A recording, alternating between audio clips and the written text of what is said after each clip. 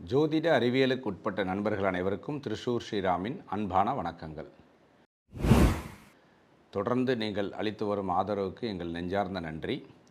நிறையா டாபிக் பேசிகிட்டே வரோம். அதில் இன்றைக்கி பார்த்திங்கன்னா, தூங்கி எழுந்தவுடன் காலையில் நம்ம கண் விழித்தவுடன் பார்க்க வேண்டியது என்னது, எதெல்லாம் பார்த்தா நல்லது, எதெல்லாம் பார்த்தா அதிர்ஷ்டமானது அப்படிங்கிற மாதிரியான ஒரு டாப்பிக்கு தான் இப்போ டிஸ்கஸ் பண்ண போகிறோம். ஏன் தூங்கி எழுந்த உடனே அதுக்கு ஒரு முக்கியத்துவம் கொடுக்குறோம் அப்படின்னா, ஜாதக ரீதியாக நம்ம பிறந்த நேரத்துக்குன்னு ஒரு லக்னம் இருக்கா மாதிரி, நம்ம காலையில் டெய்லி தூங்கி எழுந்துக்கும் போதே ஒரு லக்னத்தோடு தான் நம்ம உதயமாறோம் இல்லையா. படுக்கும்போது காலையில் எழுந்துப்போங்கிற எந்த நிச்சயமும் கிடையாது. ஜாதக ரீதியாக 12ஆம் பாவம் அப்படின்னு சொல்லக்கூடியது தான் சுகசயனம் சயன சுகம் ரெண்டுத்துக்குமே அப்படின்னு சொல்கிறோம் இல்லையா. தூங்கி எழுந்திருப்போங்கிற கேரண்டி இல்லாமல் நம்ம தூங்கினாலும், தூங்கி எழுந்ததையும் நம்ம கருவுற்று வெளியில் வந்ததையும் ரெண்டுத்தையும் கனெக்ட் பண்ணுறோம். ஏன் கனெக்ட் பண்ணுறோம் அப்படின்னா, அந்த டே உங்களுக்கு எப்படி அமையும் அப்படிங்கிறத நம்ம பார்க்குறோம் இல்லையா. ஒரு மாதமும் சூரியன் வேறு இடத்தில் இருக்க, காலை பொழுது அப்படிங்கிறது விடியும் போது வேறு வேறு லக்னமாக இருக்கும் பொழுது, நீங்கள் எழுந்திருக்கிற டைமில் உங்களுக்கு என்ன மாதிரி விஷயங்கள் இருக்கும், அந்த கிரகநிலைகள் எப்படி இருக்குது அப்படிங்கிறத பொறுத்து அந்த டே இருக்கும் இல்லையா. அடிப்படையாக கொடிப்பினை தசாபுக்தி கோச்சார கிரகங்கள் அப்படிங்கிறத கணக்கில் எடுத்தாலும், நம்ம எழுந்திருக்கக்கூடிய டைம் அப்படின்னு ஒன்று இருக்குது, எழுந்த உடனே பார்க்கக்கூடிய விஷயம்னு ரெண்டு இருக்குது. இந்த ரெண்டு விஷயம் எவ்வாறு தாக்கத்தை ஏற்படுத்தும் அப்படின்னு நம்ம பார்ப்போம். இப்போ பழைய காலத்திலலாம் பார்த்திங்கன்னா, வி ஹாவ் அன் ஒரு ஒரு செட்டப் ஆஃப் அந்த இது இருந்தது. இத்தனை மணிக்கு சாப்பிட்ணும், இத்தனை மணிக்கு தூங்கணும் அப்படிங்கிற மாதிரி இருந்தது. இப்போது கலாச்சார ரீதியாகவும் பல மாற்றங்கள், வேலை ரீதியாகவும் பார்த்திங்கன்னா யூகே, யூஎஸ், கனடான்னு வேறு கண்ட்ரிக்காக இந்தியாவிலிருந்தே வேலை பார்க்குறவங்க எல்லாருமே வேறு நேரத்தில் சாப்பிட்டு, வேறு நேரத்தில் படுத்து, வேறு இடத்துல எழுந்துக்கிற மாதிரியான அந்த சூழ்நிலை நமக்கு நிலவுது. இப்படி இருக்கிறது அப்படிங்கிறது ஒரு ஜாதக ரீதியான தன்மையாக இருந்தாலும், அதாவது இவர் யூகே கம்பெனிக்கு வேலை பார்க்கணும், இவர் யூஎஸ் கம்பெனிக்கு வேலை பார்க்கணும், இவர் இந்தியன் கம்பெனிக்கு வேலை பார்க்கணும் அப்படிங்கிறது ஜாதக ரீதியான விஷயமாக இருந்தாலும், அவர்கள் கண் விழிக்கும் காலத்திலிருந்து கணக்கிடுறது அப்படிங்கிறத எப்படின்னு பார்த்திங்கன்னா, இப்போது ஸ்மார்ட் வாட்ச் அப்படின்னு நிறையா பேர் ஒன்று கட்டுறோம் இல்லையா. நிறையா பிராண்டில் இருந்தாலும் அந்த ஸ்மார்ட் வாட்ச் அப்படிங்கிறது பார்த்திங்கன்னா, நம்மளுடைய பாடியில் நடக்கக்கூடிய பல ஆக்டிவிட்டீஸை ட்ராக் பண்ணுது. Exercise, walking, water, food, calories எவ்வளோ பேர்ன் ஆகுது அப்படிங்கிற மாதிரி விஷயங்கள் பார்க்கும்போது அதில் ஸ்லீப் ஸ்கோர் அப்படின்னு ஒன்று வரும். அந்த ஸ்லீப் ஸ்கோர் அப்படிங்கிறது என்ன பண்ணணும்னா, நம்ம இத்தனை மணிக்கு படுத்தோம், இத்தனை மணிக்கு எழுந்தோம் அப்படிங்கிறத குறிப்பிட்டு, இதில் எவ்வளோ நேரம் நம்ம தூக்கத்திலே முழித்திருந்தோம், அவேக் எவ்வளோ நேரம், ஆர்இஎம் அப்படின்னு ஒன்று இருக்குது, அதாவது ஐபால்ஸோட அந்த மூமெண்ட் இருக்கு இல்லையா, அது எவ்வளோ நேரம் இருந்தது அப்படின்னு சொல்லும். அதுக்கப்புறம் லைட்டு, மேலோட்டமாக தூங்கிய தருணங்கள் எவ்வளோ நேரம், என்னென்ன டயத்துலேருந்து எவ்வளோ பர்சன்டேஜ். அதுக்கப்புறம் டீப் ஸ்லீப், நம்ம தான் ஆழ் உறக்கம் அப்படின்னு சொல்கிறோம் இல்லையா, அந்த டீப் ஸ்லீப். இதுலேருந்து நமக்கு என்ன தெரியறது அப்படின்னா, இந்த ஸ்மார்ட் வாட்ச் கட்டி நம்ம இந்த கேட்டகரைசேஷன் பண்ணும்போது நமக்கு நம்மளுடைய தூக்கத்திலேருந்து நம்ம விழிக்கக்கூடிய நிலை, எவ்வளோ நேரம் ஆழ்நிலையில் தூக்கணும், எவ்வளோ நேரம் லைட்டாக தூங்கணும், எவ்வளோ நேரம் நம்ம தூக்கத்திலேயே நம்ம முழிச்சிட்டு இருந்தோம். அந்த ஆர்இஎம் அப்படிங்கிறது ஐபால் மூமெண்ட் நேரம் தான் பார்த்திங்கன்னா நமக்கு கனவு வரக்கூடிய நேரம்னு சொல்கிறோம். நம்மளுடைய உறக்கத்தின் போதே நம்மளுடைய கான்ஷியஸ்னஸ் மட்டும் அவேக்காக இருந்து நம்மளை வேறு ஒரு விஷயத்தை கனவு காண வைக்கக்கூடிய அந்த நிலை தான் அந்த ஆர்இஎம் வரக்கூடிய நிலை. அப்போது இந்த ஆர்இஎம், இந்த லைட் ஸ்லீப், டீப் ஸ்லீப், அவேக்கிங்லாம் தாண்டி நம்ம கண் விழிக்கிறோம் இல்லையா. நிறையா பேர் பார்த்திங்கன்னா அலாரம் அடித்தோடனே எழுந்துப்பாங்க. சில பேர் அலாரம் வச்சுருப்பாங்க, ஆனால் அலாரத்துக்கு முன்னாடியே எழுந்துருவாங்க. அலாரம்ங்கிற கான்செப்ட் இல்லாமல் பாடிலி அலாரம்னு சொல்லுவோம் இல்லையா. எனக்கு எழுந்தே பழக்கமாகிடுச்சு 5 மணி, ஆனால் எனக்கு தானாக முழிப்பு வந்துடும் சார் அப்படின்னு சொல்கிறவங்களாம் இருக்காங்க. அப்படியெல்லாம் எழுந்திருக்கும்போது நம்ம ஒரு நாளைக்கு ஒரு நேரத்தில் வேலை அலுவல் சம்பந்தமாகவும், நம்மளுடைய தொழில் ரீதியாகவும், நமக்கு அடுத்த நாள் இருக்கக்கூடிய வேலை பளு சம்பந்தமாகவும் நம்மளுடைய டைமை மாற்றி நம்ம எழுந்துக்கும்போது ஒரு சில விஷயங்களை கண்விழித்தவுடன் பார்த்தால் அன்றைய தினம் மட்டுமல்லாமல் பொதுவாகவே நம்மளுடைய வாழ்க்கையை அதிர்ஷ்டமாக, அதாவது நீங்கள் உடனே பெருசாக கோடீஸ்வரன் ஆயிலாம் நினைக்கக்கூடாது. பணம் மட்டுமே வாழ்க்கை இல்லை, பணம் மட்டுமே அதிர்ஷ்டம் இல்லை. நித்தம் போராட்டத்திலிருந்து மீண்டு அந்த டேவை சுமூகமாக முடிச்சுக்கிறதுக்கு இது சௌரியமாகும். இதுக்கு சாஸ்திர ரீதியாக பார்த்திங்கன்னா சில விஷயங்கள் குறிப்பிட்டிருக்காங்க. அதை நான் ஒன்று ஒன்றா படிச்சுட்டு வரேன், நோட் பண்ணிக்கோங்க. தாமரை பூ, அதாவது காலையில் எழுந்தவுடன் பார்க்க வேண்டிய விஷயங்கள் அல்லது பார்க்கக்கூடிய விஷயங்கள் அந்த மாதிரி சொல்கிறோம்.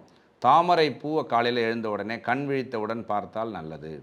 அதுக்கப்புறம் பார்த்திங்கன்னா பொன், கோல்டு, ஸ்வர்ணம் இல்லையா. நம்மளே நிறையா நகைகள் போட்டிருப்போம், அதில் வளையல், செயின், மோதிரம் அப்படிங்கிற மாதிரி விஷயங்கள் இருக்கும். அந்த மாதிரி அந்த கோல்டு இல்லைனா நம்ம நம்மளுடைய ஷோகேஸில் நம்ம வாங்கின கோல்டு மெடல் காயின் ஏதாவது இருக்கும் இல்லையா, முழித்த உடனே அதில் பார்த்தா அப்படிங்கிறது ரொம்ப நல்லது. அதுக்கப்புறம் பார்த்திங்கன்னா தீபம், தீபம் அப்படிங்கிறது எரியக்கூடிய ஒரு தீபம், விளக்காக இருக்கலாம் அல்லது பந்தமாக இருக்கலாம். அது எரிஞ்சிட்டு இருக்கக்கூடிய அந்த தீபத்தை பார்ப்பது நல்லது. அதுக்கு அடுத்தது பார்த்திங்கன்னா கண்ணாடி, முகத்தை பிரதிபலிக்கக்கூடிய, நம்மளுடைய முகத்தையே பிரதிபலிக்கக்கூடிய கண்ணாடி. இது வந்து 4 பேருக்கும் சேர்ந்து தெரிகிற மாதிரி பெட்டு பக்கத்தில் இருக்க கண்ணாடியாக இருந்தால் இது ஒத்துக்காது. இந்த கண்ணாடி அப்படிங்கிறது உங்களுடைய முகத்தை மட்டுமே பிரதிபலிக்க வேண்டும் இல்லையா? அவங்க கூட படுத்திருக்கவங்க, கூட எழுந்தவங்க, பக்கத்தில் இருக்கவங்க எல்லாருமே அந்த பிம்பத்தில் தெரியாமல் உங்களுடைய முகத்தை மட்டுமே பார்க்கக்கூடிய வகையில் கண்ணாடியில் கண் விழிப்பது அப்படிங்கிறது நல்லது. அதுக்கப்புறம் பார்த்திங்கன்னா சூரியன், தணல் ரெண்டுமே சொல்லியிருக்கு. ரெண்டுமே கிட்டத்தட்ட ஒன்று. என்னென்னா அது ரியல், இது ஆர்டிஃபிஷியல் இல்லையா? அப்போது நம்ம கண் விழித்த உடனே சூரியன் வானத்தில் இருப்பதை பார்க்க முடிந்தால் அது ரொம்ப அதிர்ஷ்டமாக கருதப்படுகிறது. அடுத்தது பார்த்திங்கன்னா தணல், இந்த கரி அடுப்பு, விறகு அடுப்புலாம் பார்த்திங்கன்னா தணல் இருக்கும். அந்த தணலில் கண் முழிக்கிறது அப்படிங்கிறது மிகவும் அதிர்ஷ்டமான ஒரு விஷயமாக கருதப்படுகிறது. அதுக்கப்புறம் பார்த்திங்கன்னா சந்தனம், சாண்டில். இந்த சந்தனம் அப்படிங்கிறத வந்து நம்ம கண் விழிக்கிறதுக்குன்னு வச்சுக்க முடியாது. ஆனால் நம்ம படுக்கிற இடத்துல பக்கத்தில் வச்சுக்கலாம். ஏன்னா பூஜை ரூம் போய் சந்தனத்தை பார்க்குற வரைக்கும் கண்ணை மூடிக்கிட்டே போகக்கூடாது இல்லையா? இந்த எபிசோட்லேயே நம்ம சொல்கிற விஷயங்கள் எல்லாமே இயல்பாக நடப்பதற்கு ஏதுவாக சூழ்நிலையை நாம் கிரியேட் பண்ணிக்கணும். ஏன்னா அதை தூங்கிட்டேன், நான் முழிச்சுட்டேன் அப்படின்னு சொல்லிட்டு கண்ணை மூடிக்கிட்டே எல்லோரும் நவருங்கன்ட்டு வெளில வந்து சூரியன் பார்க்குற வரைக்கும் டபால்னு கண் திறக்கிறதுங்கிறது நடக்கக்கூடாது. இயல்பாக அமையக்கூடிய விஷயமாக இருக்கணும். கண் விழித்தவுடன் கடலை பார்ப்பது ரொம்ப நல்லது இல்லையா? இந்த சீஷோர், பீச் ஃப்ரண்ட்லாம் நம்ம எதாவது தங்கினோம் அப்படின்னா கண் திறந்தோடனே நம்ம கண்ணில் வந்து கடல் பட்டுது அப்படின்னு சொன்னால் மிகவும் அதிர்ஷ்டமானதாக கருதப்படுகிறது. அதுக்கப்புறம் பார்த்திங்கன்னா வயல்வெளிகள் பார்க்கலாம். கண் விழித்தவுடன் வயல், அப்போ வயல்லே படுத்து தூங்குறவனுக்கெலாம் ரொம்ப நல்லதாக இருந்திருக்கும் இல்லையா? சிவலிங்கம் பார்க்கலாம்னு சொல்லியிருக்கு. பட் அதற்கான வாய்ப்பு வீட்டில் இருக்கிறவங்களுக்கு ரொம்ப கம்மி இல்லையா? பூஜை ரூம் தெரிகிற மாதிரி அதில் ஒரு சிவலிங்கத்தை வச்சு அதுக்கு நேர படுக்கையை வச்சு பறக்கிறதுங்கிறது கஷ்டம் பொதுவாக. ஆனால் சிவலிங்கத்தில் கண் விழிப்பதுங்கிறது நல்லது. இதெல்லாம் வந்து எங்கே பாசிபிள்னால் பழைய காலத்தில் கோவில்லே அந்த யாத்திரை போகிறவங்கெல்லாம் படுப்பாங்க இல்லையா? அதாவது மணி அடித்து டக்குன்னு அவர் திறக்கிறதுக்கும் இவங்க விழிக்கிறதுக்கும் கரெக்டாக இருக்குங்கிற மாதிரி சொல்லி பார்க்கலாமே தவிர, பட் இன் ரியாலிட்டியில் பார்த்திங்கன்னா அது ரொம்ப கஷ்டம். அதுக்கு அடுத்தது பார்த்திங்கன்னா கோபுரம் பார்க்கலாம். இது பாசிபிள் இல்லையா? கோபுரம் தெரிகிற மாதிரி இப்போ அந்த கோபுரம் வியூ அப்படின்னு சொல்லியே இப்போ வந்து பார்த்திங்கன்னா ஃப்ளாட்ஸ்லாம் விற்கிறாங்க. ஹோட்டல் அக்காமடேஷனில் கூட பார்த்திங்கன்னா அந்த ஸ்பிரிச்சுவல் பிளேசஸ்லாம் கோபுரம் வியூ தெரிகிற மாதிரியான ரூம் அப்படின்னு சொல்லி அதுக்கு அடிஷ்னல் சார்ஜஸே போடுறாங்க. இங்கேருந்து கோபுரம் தெரியும் சார், எப்படி நம்ம sea view, beach view, garden view, swimming pool வியூலாம் பார்க்குறோமோ அந்த அக்காமடேஷனில் இந்த கோபுரம் வியூ அப்படிங்கிறதும் இப்போ நிகழ்காலத்தில் இருக்குது. கண் விழித்தவுடன் கோபுரத்தை பார்ப்பது அப்படிங்கிறதும் ரொம்ப நல்லது.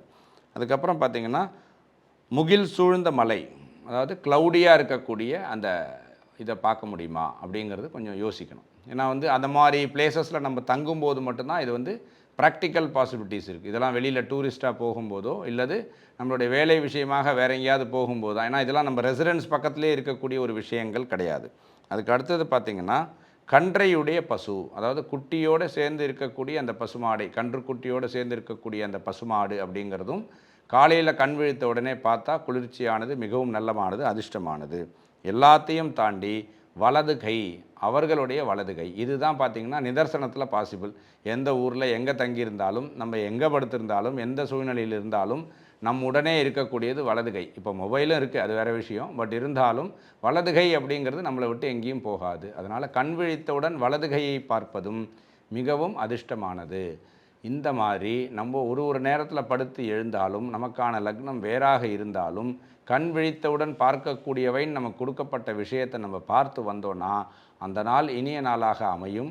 இதை நீங்களும் ஃபாலோ பண்ணி பாருங்கள். நன்றி, வணக்கம், ராம் ராம். ஆதித்யாய ச சோமாய மங்களாய புதாய ச குரு சுக்ர சனிப்யஸ்ச ராகவே கேதவே நமஹ.